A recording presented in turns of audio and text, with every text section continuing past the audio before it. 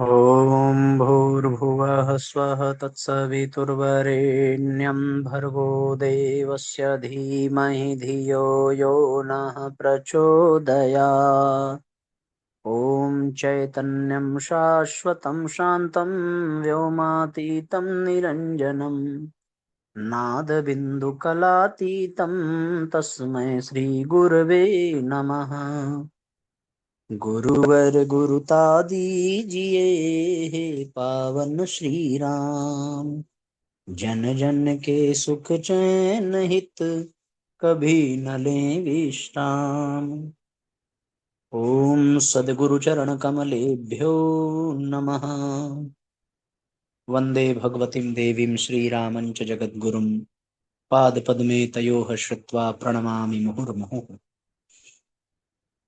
परम पूज्य गुरुदेव परमदनीय माता जी के दिव्य संरक्षण में विराजमान ऑनलाइन दैनिक स्वाध्याय के आज के सत्र में आप सभी आत्मीय बंधुओं का बहुत बहुत स्वागत अभिनंदन है। साथियों, आइए भावपूर्वक आज के सत्र का शुभारंभ करते हैं।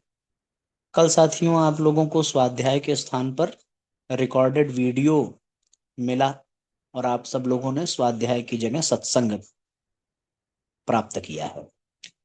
तो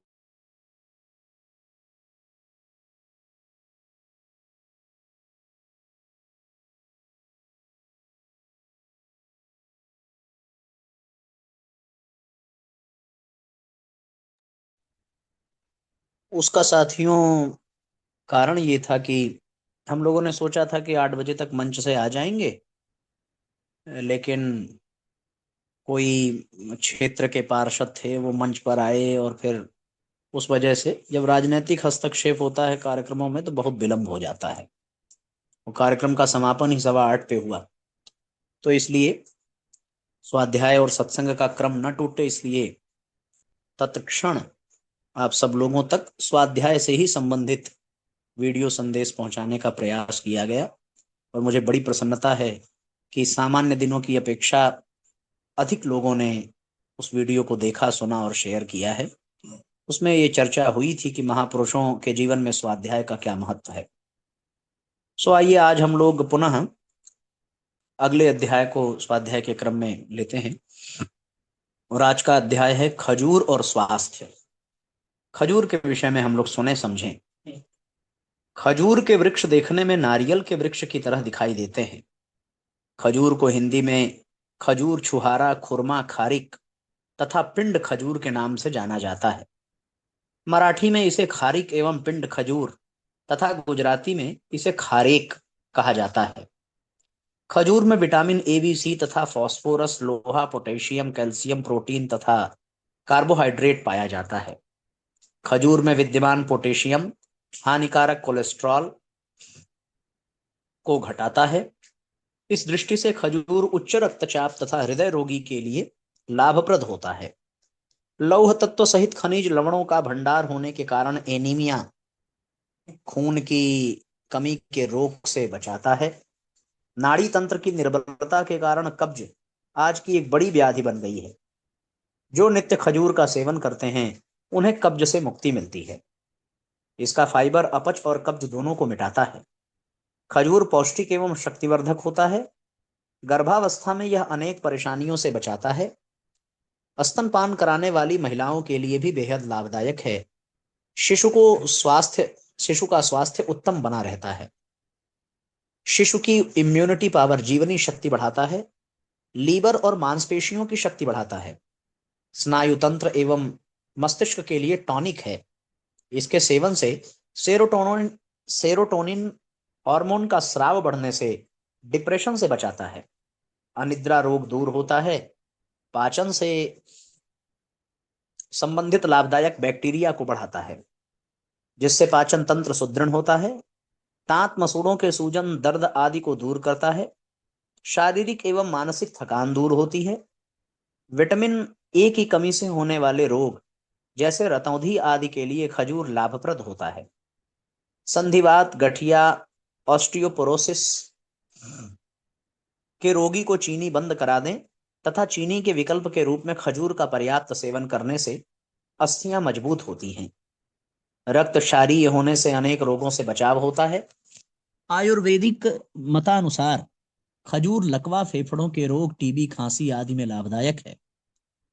पौष्टिक, वात पित्तनाशक, शीत वीर्य नाड़ी तंत्र के लिए बलकारक, हृदय के लिए हितकारक, कफ निस्सारक, मस्तिष्क की दुर्बलता तथा खून की कमी मिटाता है। साइटिका मूत्रकृच्छ, दस्त, उल्टी, ज्वर आदि रोगों में लाभदायक, वात विकार नाशक, कफ निवारक, शरीर में होने वाली जलन मिटाता है। कमर दर्द, संधिवात, श्वेत प्रदर, अतिसार में लाभदायक होता है। श्वास, दमा, एलर्जी, सर्दी, जुकाम तथा त्रिसा मिटाता है। यह रुचिकारक और रक्तपित्त नाशक होता है। शर्करा युक्त होने से मधुमेह के रोगी खजूर से परहेज रखें। यानी जिसको मधुमेह है, शुगर की परेशानी है, डायबिटिक है, वे लोग खजूर ना खाएं। अब घरेलू अचूक प्रयोग खजूर से संबंधित यहाँ पर दिए जा रहे हैं। कफ सूखने पर 7 से 8 खजूर खाने के बाद 5 घूंट गर्म पानी पीने से कफ पतला होकर निकलने लगता है।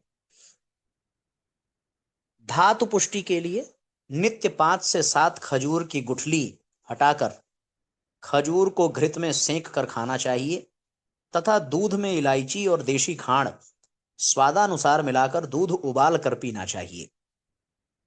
चोट से खून बहने पर, चोट लगने से खून बहने पर खून की कमी दूर करने के लिए नित्य 1 गिलास दूध में 8 से 10 खजूर डालकर उबालें तथा 5 ग्राम घृत मिलाकर एवं 1 ग्राम हल्दी डालकर पीने से खून की क्षतिपूर्ति होने लगती है।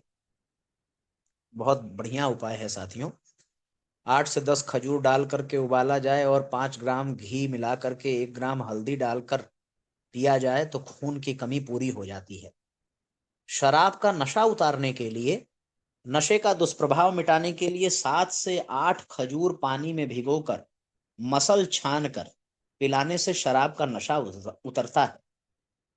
वजन बढ़ाने के लिए खजूर की गुठली हटाकर खजूर को घृत में सेंक कर दोपहर के भोजन में चावल के भात के साथ खिलाने से वजन बढ़ता है। रक्त पित्त में 3 से 4 खजूर के साथ 5 ग्राम शहद मिलाकर खाने से रक्त पित्त मिटता है। पुराने ज्वर में खजूर 4 से 5 तथा सौंठ 1 ग्राम, मुनक्का 8 से 10 नग, 5 ग्राम घृत सहित 1 गिलास दूध में उबाल कर पीने से जीर्ण ज्वर दूर होता है। हिस्टीरिया रोग से ग्रसित स्त्री को नियमित खजूर का सेवन कराने से लाभ होता है। यकृत वृद्धि होने पर शाम को 8 से 10 खजूर 1 गिलास पानी में भिगाकर 10 घंटे तक रखें। प्रातः मसल छानकर थोड़ा शहद मिलाकर पीने से यकृत एवं तिल्ली स्प्लीन की वृद्धि रुकती है तथा जलन मिटती है, कब्ज भी दूर होती है। पौष्टिकता हेतु खजूर 1 किलो खजूर के बीज निकाल दें तथा खजूर के गूदे को छोटे छोटे टुकड़ों के रूप में काट कर कूट लें। इसे 4 किलो दूध में पकाएं। 150 ग्राम पीपली पीसकर दूध में डाल दें। जब मावा जैसा हो जाए तब आधा किलो घृत में भूनें तथा दोगुनी मात्रा में देसी खांड या मिश्री की चाशनी बनाकर उसमें यह मावा तथा लौंग, अश्वगंधा, सफेद तथा काली मूसली, जायफल, जावित्री, तेजपत्र, खरेटी के बीज, 2-2 तोला तथा केसर, बंग भस्म, लौह भस्म, अभ्रक भस्म 1-1 तोला और बादाम, पिस्ता, चिरौंजी, अखरोट की गिरी इत्यादि इच्छा अनुसार मिलाकर पाक जमा दें। अब नित्य 20 ग्राम पाक सेवन करने से शारीरिक बल ओज में वृद्धि होती है, रक्त पित्त आदि दोष नष्ट होते हैं। यह पाक शीत ऋतु में अधिक लाभप्रद होता है। अतिसार दस्त में 4 से 5 खजूर खाकर 1 घंटा बाद पानी थोड़ी थोड़ी मात्रा में कई बार पिएं। 2.5 घंटे बाद उपरोक्तानुसार खजूर खाकर 1 घंटा बाद पानी पिएं। इससे मल बंधने लगता है। सूखी खांसी में खजूर 4 से 5 ग्राम, 1 गिलास दूध में 3 ग्राम शतावर तथा स्वादानुसार मिश्री मिलाकर औटाकर नित्य पीने से लाभ होता है। शारीरिक दुर्बलता में 4 से 5 खजूर 1 गिलास दूध में उबाल कर पीने से शारीरिक दुर्बलता दूर होती है। श्वास, दमा, खांसी, एलर्जी में नित्य प्रातः 7 से 8 खजूर खाकर गर्म पानी पीने से लाभ होता है। कमर दर्द में दूध में 8 से 10 खजूर उबाल कर पिएं। अंकुरित मेथी 20 ग्राम चबा चबा कर खाएं। कब्ज में 5 से 6 खजूर एवं 4 से 5 मुनक्का तथा एक अंजीर दूध में उबालकर पीने से लाभ होता है। खजूर की गुठली के घरेलू प्रयोग। दुष्ट व्रणों पर खजूर की गुठलियों को जलाकर उसकी भस्म पीसकर दुष्ट व्रणों पर बुरकने से लाभ होता है। पलकों के बाल गिरने पर खजूर की गुठलियों की भस्म को पानी में मिलाकर पलकों पर लगाते हैं। नेत्र स्राव में भी भस्म को पानी में मिलाकर लगाते हैं। सिर दर्द में खजूर के बीजों को पत्थर पर घिसकर मस्तक पर लेप करने से लाभ होता है। नेत्रों की पैत्तिक सूजन में खजूर के बीजों को घिसकर पलकों पर लेप करने से लाभ होता है। उपरोक्त प्रयोगों को आजमाएं तथा खजूर का भरपूर लाभ पाएं। खजूर प्रकृति का दिया गया विशिष्ट वरदान है जो कम मूल्य में बहुमूल्य स्वास्थ्य प्रदान करता है। फास्ट फूड, जंक फूड इत्यादि रोग पैदा करने वाले कृत्रिम खाद्यों को त्याग कर ईश्वरीय उपहार स्वरूप फलों से अपनी स्वास्थ्य रक्षा कीजिए। इस तरीके से साथियों, खजूर का बड़ा ही सुंदर वर्णन और खजूर के लाभ क्या क्या हैं, इसका बड़ा सुंदर विवेचन यहाँ हम सब लोगों को प्राप्त हुआ। अब आइए, एक छोटी सी कहानी है। महाकवि माघ प्रसिद्ध कवि होने के अतिरिक्त एक उदार चेता महामानव भी थे। उनके साथ उनके परिवार के हर सदस्य के अंदर भी उदारता की यह भावना कूट कूट कर भरी हुई थी। एक बार एक निर्धन व्यक्ति उनसे सहायता मांगने पहुंचा। उसको अपनी पुत्री का विवाह करना था, पर उसके पास अपेक्षित धनराशि का अभाव था। उसकी व्यथा सुनकर माघ चिंतित हो गए, क्योंकि उनके पास भी इतना धन नहीं था जिससे वे उस व्यक्ति की सहायता कर पाते। माघ को चिंतित देख उनकी मां ने अपने कान के कुंडल उतार कर उनके हाथ पर रख दिए, ताकि उनका उपयोग कर माघ उस व्यक्ति की आर्थिक सहायता कर सके। माघ उन कुंडलों को अपने हाथ में ले पाते कि तब तक उनकी पत्नी ने भी अपने हाथ के कड़े उतार कर माघ के हाथ में रख दिए और बोली, माँ के कुंडल इतने बड़े कार्य के लिए पर्याप्त न होंगे, आप मेरे कड़े भी ले लें। घर आया निर्धन व्यक्ति माघ एवं उनके परिवार की उदारता के आगे नतमस्तक हो गया। धन्य है साथियों ऐसा उदार हृदय और ऐसी महानता। किसी के काम यथासंभव हम सब आ सकें, इसका पूरा प्रयास करना चाहिए। इस तरीके से ये अध्याय साथियों पूरा हुआ और आज हम लोगों ने खजूर के विषय में बड़ा सुंदर विवरण पाया। और एक और अध्याय स्वास्थ्य से ही संबंधित हम लोग पढ़ेंगे, कब्ज क्यों, निवारण कैसे। सर्वेषामेव रोगाणाम निदानम कुपितामलाः, अर्थात सभी रोगों का मूल कारण कब्ज ही है। कब्ज समझदारों की नासमझी के कारण पनपने लगा है। इससे लड़ने के लिए हमें अपने शरीर की प्रकृति बनावट पर भी विचार करने की आवश्यकता है। वस्तुतः हमारा शरीर प्रकृति और विज्ञान की दृष्टि से शाकाहारी बनाया है। शाकाहारी होने से मनुष्य की आंतें 28 से 32 फीट लंबी होती हैं, जबकि मांसाहारी की आंतें 6 से 8 फीट ही लंबी होती हैं। शाकाहारी प्राणियों की आंतों की भांति ही मनुष्य की आंतें भी घुमावदार होती हैं। यदि भोजन में रेशा की मात्रा नहीं होगी तो कब्ज होगा। स्मरण रहे कि रेशा के भोजन के पाचन और निष्कासन में बड़ी महत्वपूर्ण भूमिका होती है। फल, हरी सब्जी तथा सलाद में भरपूर रेशा होता है तथा चोकर एवं अनाजों का छिलका भी रेशा से भरपूर होता है। जब से हम अपने को अधिक सभ्य मानकर बिना छिलके के अनाज, पॉलिश की हुई दालें, पॉलिश्ड चावल तथा चोकर विहीन आटा तथा मैदा के विभिन्न व्यंजन जैसे ब्रेड, पाव, समोसा, कचौड़ी, पूड़ी, मठरी, मैदा की मिठाइयाँ, मैदा के noodles, chow mein, Maggi, pasta, biscuit आदि का सेवन करने लगे हैं, तभी से कब्ज नामक व्याधि से ग्रस्त लोगों की संख्या में वृद्धि हो रही है। कब्ज से नाड़ी तंत्र की निर्बलता से, आंतों की ताकत की कमी होने से दिनों जीर्ण कब्ज में बदल जाती है। उसके बाद बवासीर, भगंदर, कोलाइटिस, गैस, रक्त विकार, चर्म रोग आदि अनेक प्रकार की समस्याएं जन्म लेती हैं। यदि कब्ज से बचना चाहते हैं तो निम्न प्राकृतिक उपायों को अपनाएं।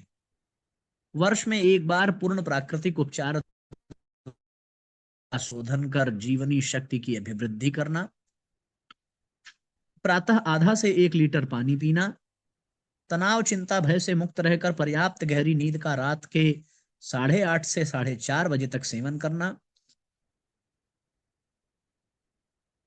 अपने प्रातःकालीन स्वल्पाहार में अंकुरित अनाज, ताजा फल, ताजा दूध या दही का सेवन, अमरूद, सेब, नाशपाती, बग्गू, गोसा, पपीता, सीताफल, चीकू, आम, अनार आदि का सेवन करना, खीरा, ककड़ी, गाजर, मूली, टमाटर, धनिया पत्ता, गोभी, चुकंदर का सेवन करना, आटा मल्टीग्रेन हो तथा चोकर युक्त मोटा आटा हो, तंदूरी रोटी, नान, कुलचे, पैकेट बंद आटा का प्रयोग न करें, चक्की से मोटा आटा पिसवा कर चोकर बिल्कुल ना निकालें, हरे पत्तेदार शाक तथा हरी सब्जियों का नियमित सेवन करें, चाय, कॉफी, तंबाकू, धूम्रपान, गुटखा आदि नशीले पेय तथा खाद्य का सेवन न करें। यह नाड़ियों को निर्बल बनाते हैं। इनके स्थान पर मुलेठी, तुलसी, दालचीनी, सौंफ, इलायची, अदरक, अर्जुन आदि का स्वास्थ्य कारक प्रयोग पेय सेवन करें। प्रज्ञा पेय का सेवन सफेद चीनी के स्थान पर गुड़ या खांड का सेवन करें। चीनी, मैदा, बेसन और तले खाद्य कब्जकारक होते हैं, इनको छोड़ें तथा प्राकृतिक आहार विहार अपनाएं। दैनिक उपासना में टहलना, योगासन, प्राणायाम तथा पर्याप्त श्रम भी आवश्यक है। धीरे धीरे चबा चबा कर भोजन करना चाहिए। भोजन के साथ पानी पीने से पाचन बिगड़ता है। भोजन के 1 घंटे बाद ही पानी पिए। अधिक गर्म मसालों से भरपूर सब्जी, अधिक मिर्च मसाला, चाट, तेल, खाद्य, फास्ट फूड, जंक फूड कब्ज, कैंसर, कोलाइटिस, फैटी लीवर जैसी गंभीर बीमारी का प्रमुख कारण है। अतः सादा सात्विक प्राकृतिक आहार ही लें। कब्ज होने पर यह उपाय करें। भोजन के पश्चात भूनी हुई छोटी हरण को मुख में रखकर धीरे धीरे चूसते रहें। सौंफ भून कर पिसकर चूर्ण बना लें। 5 ग्राम की मात्रा नित्य सेवन करें। 5 ग्राम गुलकंद सोते समय सेवन करें। 10 ग्राम कैस्टर ऑयल जीर्ण कब्ज हो तो नित्य गर्म पानी से मिलाकर सोते समय सेवन करें। अनारदाना वटी 1-2 या चित्रकादि वटी 1-2 भोजन के बाद मुख में रखकर चूसें। पंचसकार चूर्ण 2 ग्राम भोजन के बाद आधा कप पानी के साथ सेवन करें। इसबगोल की भूसी 1 ग्राम सुबह शाम पानी के साथ सेवन करें। लघु हरितकी चूर्ण 2 ग्राम या वटी 1 या 2 बार गर्म पानी से सोते समय सेवन करें। प्रातः 1 लीटर पानी में आधा नींबू निचोड़कर एनिमा लेने से बड़ी आंत की शुद्धि में मदद मिलती है। मिट्टी की पट्टी पेट पर 30 से 40 मिनट रख करके उसके बाद एनिमा लेना लाभप्रद होता है। भोजन के पूर्व या भोजन के 3 घंटे बाद पेट की गर्म ठंडी सेंक द्वारा आंतों की शक्ति बढ़ाई जाती है। 50 ग्राम मेथी दाना अंकुरित कर चने की दाल के साथ पकाकर खाएं। हर घंटे में 1 गिलास पानी पीना न भूलें। उपरोक्त सभी नियमों का पालन करते हुए उपायों को अपनाने से निरापद लाभ मिलेगा, इसमें कोई संशय नहीं है। इस तरीके से साथियों ये 2 अध्याय पूर्ण हो गए। अब हम लोग आज के सत्र को यहीं पर विश्राम देंगे। आप सब लोग अवश्य अधिक से अधिक शेयर करें और कब्ज के विषय में और खजूर के विषय में बड़ी शानदार जानकारी आज प्राप्त हुई। आइए गायत्री मंत्र पढ़कर आज के सत्र को विश्राम दें। ओम भूर्भुवः स्वः तत्सवितुर्वरेण्यं भर्गो देवस्य धीमहि धियो यो नः प्रचोदयात्। सभी आत्मीय बंधुओं को बहुत बहुत प्रणाम। साथियों जुड़ने के लिए बहुत बहुत धन्यवाद। आप सबका मंगल हो जीवन, ऐसी भावना के साथ सबको प्रणाम। शुभ रात्रि। जय राम जी की। ओम भूर्भुवः स्वः तत्सवितुर्वरेण्यं भर्गो देवस्य धीमहि धियो यो नः प्रचोदयात्।